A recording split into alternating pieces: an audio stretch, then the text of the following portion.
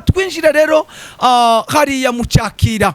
Amakuru atugezeho nuko ejo mucakira inka zaranyazwe zimaze kunyagwa zigiye kwinjira ishamba cyangwa se kibira.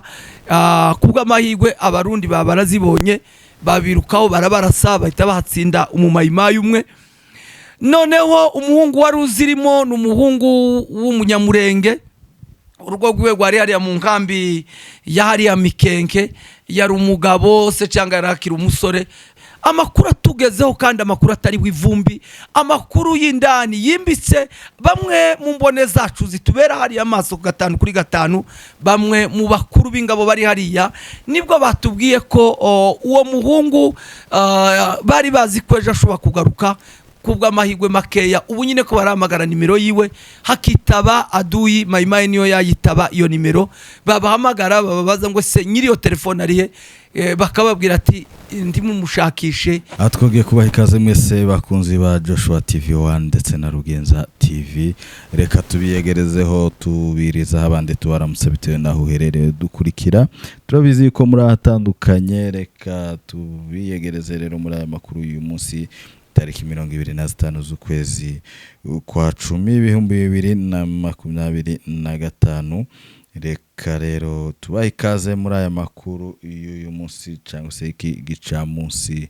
Turi kumwe na Rugenza nk'ibisanzwe niwe tugiye kubana nawe muri aya makuru, ndetse tubiyegereza mwese aho muherereye kugira ngo dukomeze tubane namwe nkuko natwe twabibemereye. Tubibutsa yuko nta handi wakura amakuru yizewe nka uretse kuri Rugenza TV ndetse no kuri Joshua TV1. Reka niyegereze mugenzi wanje rero hanyuma twinjire mu makuru y'uyu munsi. Kaze Rugenza. Urakoze cyane bwana munyamakuru Joshua Entertainment, kwikaze udahwema kutugaragariza uruta kwisa umushitsi tirubarurwa ngayo nguko.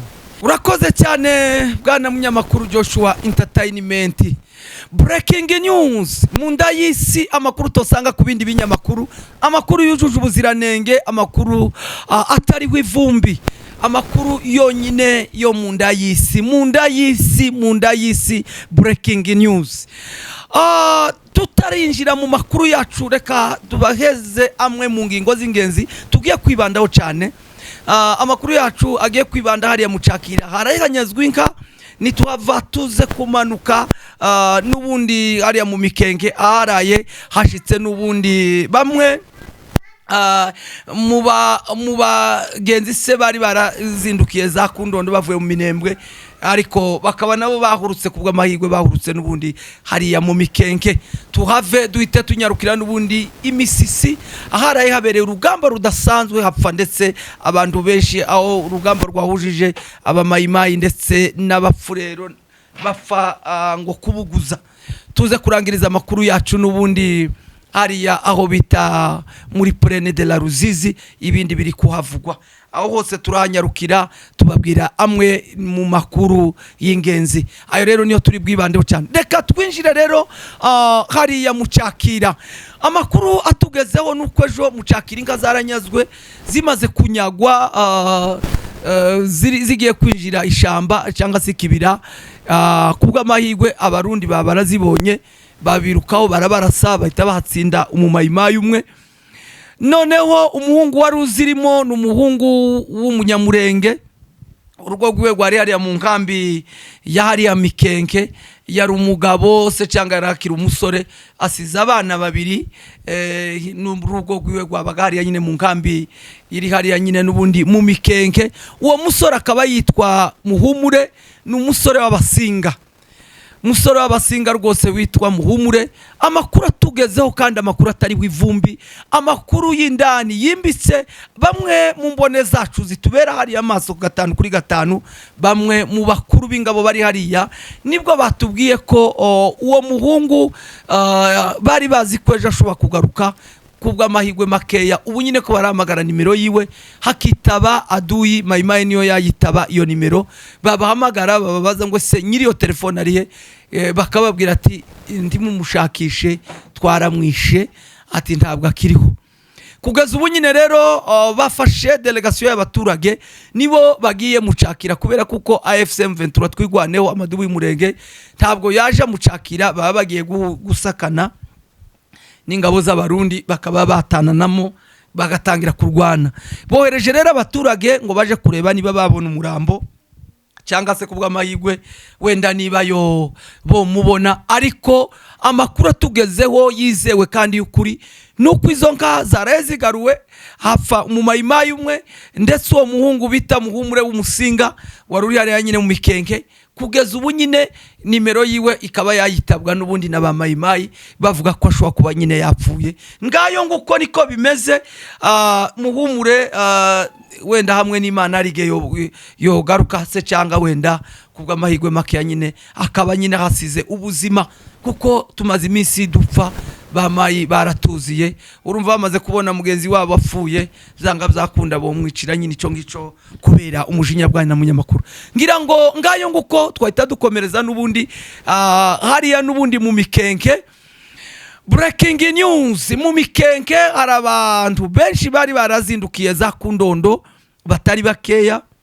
Bamwe bari bagiye mu isoko ry'akazi rimwe ribera hariya mu Mitamba, noneho bahurira na Munigantama ahita atanga communique ko nta bintu nabikeya were ku masukari, imyunyu, amasabune, ibiryo, amafu n'ibindi, ibintu byose nkenerwa bya buri munsi se cyangwa se basic need. Avuga ko ntabyo bakeneye ko bizoza biva Kundondo ngo bije mu Minembwe. Noneho urumva gico cyari kibajyanye baratinya, niko guhita bavuga ati nta kundi reka dusubireyo. Ngo basubireyo nabwo bari bafite ubwoba n'ubundi, kuko amabariyere ni menshi zira zose, zirimo FDLR, zitarimo FDLR, zirimo abarundi, zitarimo abarundi, zirimo FARDC, zitarimo FARDC, harimo mayimayi n'ubundi wazalenda babembe n'abanyintu n'abapfurero. Bari bafite ubwoba rero ko abo baturage batazahuruka.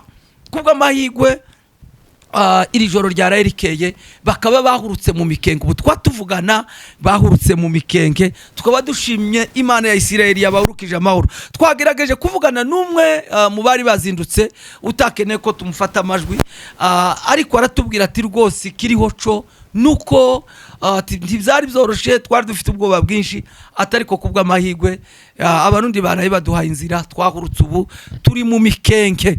Tukiri rero ruguru wereye mu Rugezi ukamanuka ukagera n'ubundi za Mitamba se cyangwa ukagera n'ubundi kiriya gice cyose cyo Kundondo, nuko abaturage bose uyu munsi biriwe amahoro, uretse nyine uwo muturage umwe wagize ikibazo bita Muhumure mwana w'abasinga. Ngayo nguko ruguru ubu ni amahoro. Twagerageje kubaza umwe mu basirikare bari hariya ati se bimeze gute kubijanye n'ingabo z'abarundi zabazengurutse ahantu hose. Aratubwira ati rwose turi tayari, turategereje, twari dutegereje icyo bita CCLF ngo ibanze irangire, hanyuma twebwe twanze kubatera reka turebe icyo bifuza. Tariko rwose twese ni kwa kundi turyamiye y'ingwe, turyamiye amajanja, ati turi hozage twese kubyukuri, ati ndabaracokoza abandi, tariko bazocokoza abandi bazerekana imbaraga bose, kuko bose nabagabo. Tina nyina wundi n'umubyeyi yarabyaye. Ayo niko umwe mu basirikare bari hariya mu Mikenke yatubwiye. Ngayo nguko bwana munyamakuru twahita tunyarukira n'ubundi hariya n'ubundi Misisi. Imisisi amakuru ari kutugeraho muri iri joro ryarayerekeye, baraye bakoze igitangaza cyo kurwana, haraye habaye urugamba rudasanzwe. Aho iriya nzira uja za Rurimba yari inzira itarimo itari ifite sekirite, ariko noneho ngo bakiba nabonyine noneho uwo bita muri ya Kutumba ngo atanga itegeko, aravuga ati amabariyere yose agende aveho, amabariyere yose agenda aveho, rwose mureke gukomeza kunyanyasa abaturage kandi nabo nta kintu bafite. Bamwe ngo barabumvira, barangije kubumvira bwana munyamakuru barakomeje ngo bagera kuri bariyere y'abafurero Imisisi, bakihagera ngo barabahimisha, batangira kubabwira babereka urwandiko muri ya Kutumba yabahaye ko ibintu byose rwose nakwita ibintu by'amabariyeri ko bigomba gucika. Barangije bapfura barabwira ati ntabwo turi mu murongo umwe na ya Kutumba, ibyo ni ibyanyu toka kule, abapasaje n'ibishuye niba batishuye musubiraneyo. Bakiya bavuga gutyo babatangiye nyine kuyakozanyamo. nibwo barasanye hahitapfa abantu 12 bamaze gupfa 12 abandi 15 nibo bahise bakomereka intambara ngo yarekewe n'imvura hahise hagwa imvura ku mutima ati iyo mvura kuyaguye gutireka nanone ngo bamarane ireka ngo bamarane ababacaho bahereye batwica yari kureka nanone bakamarana reka tubumvise amwe mu makuru mu marikodi bene wabo babavuga tuza kubereka n'ama video mbo bukeya katubumvise ho rikode bukeya bwana munyamakuru. Kwa jina naitwa Almasi Lebonke, lakini kwa jina maarufu Komanda Chinjaua. Niko hapa ni kamanda wa vikosi kuhusu vita yenye mulisikia leo juu. Wakati vita inapiganiwa kila mtu anakuwa na habari yake yenye ajue mwanzo ni nini na mwisho ni nini. Vita ya asubuhi ya leo ilikuwa asubuhi, wenzetu wa FABB walichomoka wanaenda wanavunja mabariere zao wakaacha. Wakati walifika ku bariere ya Bwana Nakage wakavunja bariere ya Nakage, wanafika ku groupe de jeunes wakavunja bariere ya groupe de jeunes, wakapiga mpaka na askari wa groupe de jeunes masasi akakufa pale pale, wengine akakuwa blessé. Sasa ile yari haikuendeka, na yote masiku sisi tunatafuta usalama wa raia. Sasa uongozi ukatuma order kama mimi niendelee na vikosi pale tuangalie kenye kuendelea ile kuvunja ile zile bariere. Nikatoka hapa nikaenda mpaka Lulimba. Nilivunja bariere ya kwanza ya bwana ya komanda Reni Tongwa, kamba nikabeba nikafunja yao pale Kamkoba, nikavuka Kilombo nikavunja bariere ya watu ya mzee Alexi, bakasikia bien, tukaenda mpaka ku groupe de jeunes tukavunja, tukavuka kwa Nakage tukavunja na tukafunga puisque pale njoko kwa derangement ya mingi, tukafunga mpaka mtu wake wa bureau de bwana Kayuya, tukaanza rutungali tu tunaendelea twende Lulimba kwenye kwa maiti yule soda wa groupe de jeunes. Usikia tena nyuma bale babwana bafa bebe tena banarudisha ile kamba pale. Ili kasone mubaya, ikaonekana kama wale babwana ni baunda fujo, hawapendi kutia raia na amani. Tukarudia, na wakati tuliporudia hatukufika hata kuongea, tulifika tu ku bariere yao na masasi kaanza tukaribisha masase na mpaka vile vita iliendelea mpaka hapa jioni. Na isingekuwa mvula nadhani pale hakungekuwa chochote, tungekesha pale mpaka vile tulichoma ile na raia naendelea kuishi na amani. Kwa hiyo raia mujisikie uhuru. Kamba ni derangement ya kwanza ya raia, ituna deranger raia sie wenyewe. Tunapanike raia, tunaibia raia, tulikamata silaha juu ya kuchunga raia na mali yake, lakini sisi ndio banakuwa batrakasere wa kwanza ba population ya kwetu. Hasa ile uongozi na kwenda kukataa ile. Na ndio kwa maana ilitoa ordre hakuna kamba nafasi yoyote katika territoire ya Fizi na haitakuwa. Na tunawahamasisha wa ndugu zetu wa Kifulero, vita ina ya Wabembe na Wafulero. Vita iko ya wasikasira wenye wanapenda kuibia raia. Njoo kwenye kwa vita ni ya wasikasira wenye wanapenda kuibia raia. Juu ya silaha watie mabariere munjia kuvita waende, si M23 iko partout kule Ruvunge wapi. Sisi tuikalie kupora raia mali yake hapa. Hasa kwa hiyo haitakuwa. Na mkokote kama uko na kijana mwenyewe anashinda kubarabara kama vile bariere kutoza raia. Ikiwa Mfulero, ikiwa Mbembe mwenye anatia mtoto wake pale, mumshaurie toa mtoto wako mbele ya wakati. Kama si hivyo tutapiga risasi ni kuua. Ile ni ordre. Yoyote mwenye anapenda kuibia raia tutamuua. Tuko hapa kwa kusekirize raia ijisikie na amani na uhuru mwinchi yake. Raia ya kwetu haina tena uhuru. Raia kutembea kidogo milfra. Hapa na Lulimba bariere 7. Eske raia ya wapi itakuwa na amani? Tulikamata silaha juu ya nini? Tulikamata silaha juu ya kukingia raia yetu. Hapa tunabakia na hesabu ya kusaga yote mwenye atatia bariere, kama vile tunasaga bale bavolme arme. Na hiyo njo habari yenye tuko nayo magharibi ya leo. Tafadhali sana tunawaambia kwa ukweli, mutoshe mabariere. Kama hakuna kutoa mabariere, mukinipiga mie tutalomba ranforo meme kwa Mayaya, tutalomba ranforo kwa Brown, tutalomba ranforo kwa FRDC mpaka tuhakikishe amani narudia munjia na raia najisikia iko na amani, ninatembea uhuru mukila fasi. Ile njoo machache nipenda kuzungumzia mchana wa leo. Antuka mukue kalme, raia mutembee kama munajisikia, lakini yoyote mwenye atapenda kukongola raia maake pale hana bahati mwi dunia. Bariere zote zinakufa sur ordre ya uongozi wa juu, sio ya kwangu wala sio ya mwingine, ni ordre kutoka kule kuongozi wa juu, na tutii amri, raia jisikie huru. Lakini kiongozi aone kwamba raia itakuwa wasiwasi mkubwa wakati mabarere zote mnazitoa, na kisha wizi itaonekana kuwa mingi kutokana na hasira ambao wataenda kumanifeste mwaito Konsola Lulimba na Misisi. Ile bwizi haitakuwepo. Puisque kama bwizi ya kwanza ni kuibia raia mwenye uko naona, unamuiba macho kwa macho, unamwona, ile ni bwizi ya kwanza. Unamubeba 1000 francs. Mtu mwenye anachoka na mzigo wa makala kukichwa, unamubeba 1000 francs, ile ni bwizi ya kwanza. Na yoyote mwenye atakuwa tu mutrakasiria kuiba raia juu yeye anatoka kukongola kamba, maana na yeye tutamusaga kama vile M23. Ile muijue. Barriere hazitakuwepo. Tuliacha barriere 2 mu 17 na Kota Mabanga juu ya kusekirize njia, lakini haina ya kukongola pesa za mtu. Na kama tunaweza hakuna barriere zinakufa, lakini security itakuwa. Na mwenye atapenda kutia ukaramusi juu ya kuibia raia na sira yake, tukimjua tutamupika na tutafata hatua maana na jamaa tutamuwinda.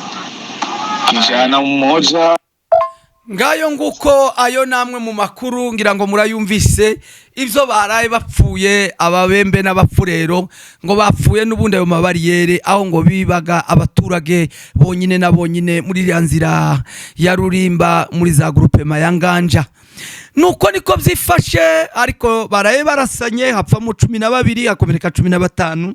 Iyo bamarana sinakubwira n'ubundi ngira ngo murabizi ko ari bo bantu bonyine na bonyine bagerageje n'ubundi kutuvutsa amahoro no kutwica umugenda.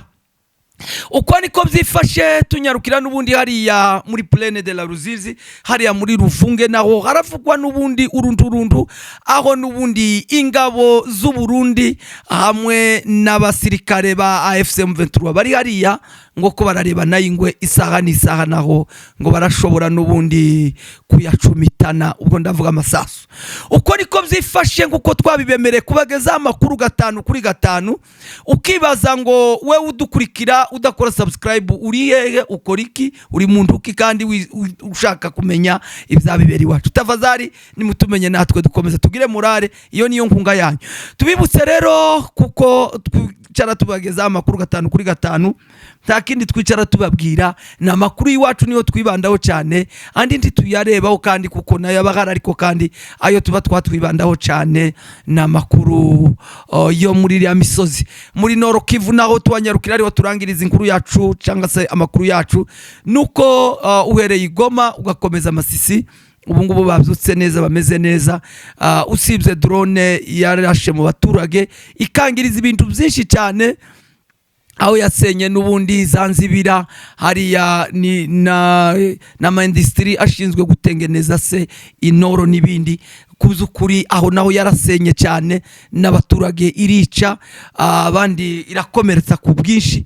Kubyukuri tukaba dukomeje kuyanganisha abaturage bose bo muri Nord Kivu ndetse nabo muri Sud Kivu kugira ngo mukomeze mwihangane, ntagahora gahanze, nta mvura idahita, nta nijoro ridaca. Tubibutse rero ko ari ku buhanga bw'ibyuma n'umuhanga cyane bigatinda ni Joshua Entertainment. Tunabasaba abantu bose bashaka rwose bakeneye gukora amakwe atandukanye, ibirori bitandukanye, ama live streaming, nukuvuga ngo Joshua yagukwica rwose arabishoboye cyane, amafoto meza, nta handi wayasanga ni kuri Joshua TV1. Ibyiza byose navuga ngo mwamugana kugira ngo nawe mukomeze mumuzamure, ama audio yose y'indirimbo, habara ama video, icyo mwifuza cyose, live streaming, ibintu byose rwose arabishoboye.